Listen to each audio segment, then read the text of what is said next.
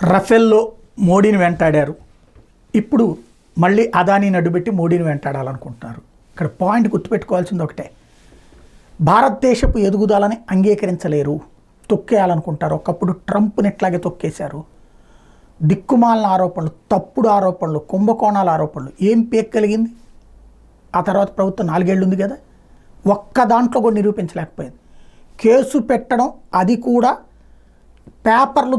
పేపర్లు ఎక్కువ ఉన్న ఇలాంటి వాటితోనే నడిపారు. అది సొంత లాయర్లతో చేసుకొచ్చారు. తర్వాత ఇప్పుడు ఆ కేసులన్నీ పోతాయి. రెండవది, ట్రంప్ని రానియకుండా చేయడానికి మీడియా, ఇక్కడ భారతదేశంలో నరేంద్ర మోడీని రాకుండా చేయడానికి మీడియా, అట్లాగే అక్కడ సోరోస్ టీం, ఇక్కడ సోరోస్ టీం, అక్కడ ట్రంప్కి వ్యతిరేకంగా, ఇక్కడ మోడీకి వ్యతిరేకంగా. అక్కడ ఉన్నటువంటి పారిశ్రామికవేత్తల జోలికి పోలేదు, కానీ ట్రంప్కి సంబంధించినటువంటి అనుకూలురైనటువంటి వ్యాపారవేత్తలు దెబ్బతీసే కుట్ర.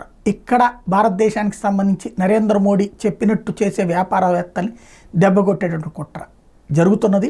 అంతర్జాతీయంగా ఓ కుట్ర, అర్థం చేసుకోవాల్సిన అంశం.